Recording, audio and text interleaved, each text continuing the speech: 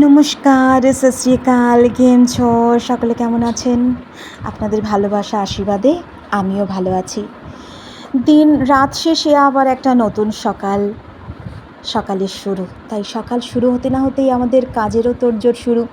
সকালে উঠেই ঘুম থেকেই আমাদের বাসি জামা কাপড় ছেড়ে চলে আসলাম রান্নাঘরে একেবারেই চা বসিয়ে দিয়েছি, চা ছেঁকেও নিয়েছি, আর সাথে সাথে শাশুড়ি মাকে গরম গরম রুটি দুধ নাস্তাতে করেও দিয়েছি, কারণ উনি তো সব কিছু পছন্দ করেন না বা সব কিছু খেতেও চান না।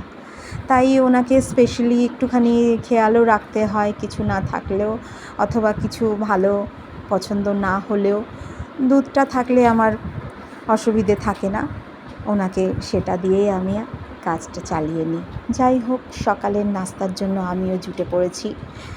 আমার হাজব্যান্ডেরও অফিসের তোড়জোড়, তাই তাকেও জলখাবার ব্যবস্থা করার জন্য সেখানেও আমি লেগে আছি।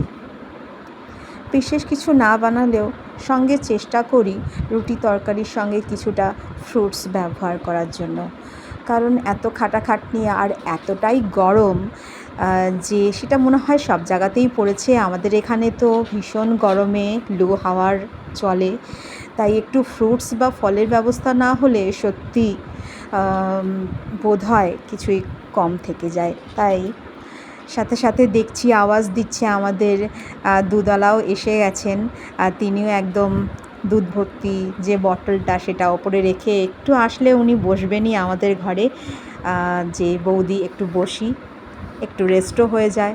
সঙ্গে সঙ্গে আমি দুধটা নিয়ে গ্যাসে চাপিয়েও দিয়েছি।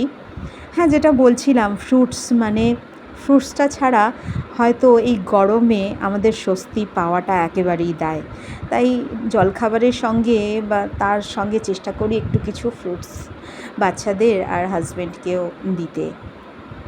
আর গরমে পাপায়া আর ওয়াটারমেলনের তো ঝুড়ি মেলা ভার, তার সঙ্গে একটুখানি স্টেমিনার বাড়ানোর জন্য একটু ছোলা বাদামেরও ব্যবস্থা রেখেছি, কাঁচা ছোলা বাদাম।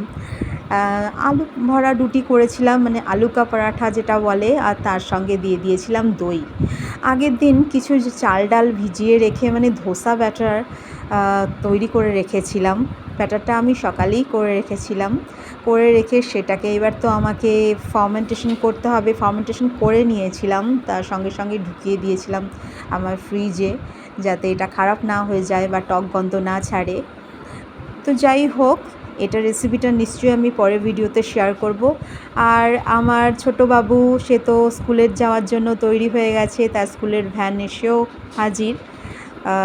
তাকে একদম উঠিয়ে দিয়েছি স্কুলের ভ্যানে। এরপরে আমি স্নান সেরে চলে এসেছি ঠাকুর ঘরে, আমার গোপাল আর অন্যান্য ঠাকুরকে আমার সেবা দেওয়ার জন্য।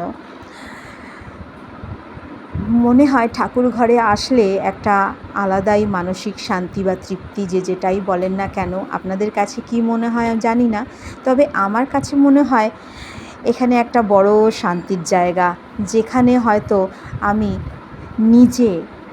আমার নিজের সমস্ত সমস্যা নির্দ্বিধায় আমি ঠাকুরের কাছে প্রার্থনা জানাতে পারি। হে ঠাকুর, তুমি দেখো, যা সমস্যা আছে সব কিছুর মোকাবিলা যেন করতে পারি নির্দ্বিধায়। পুজো সেরে চলে আসলাম একেবারে রোজকারের মতোই আমার রান্নাঘরে।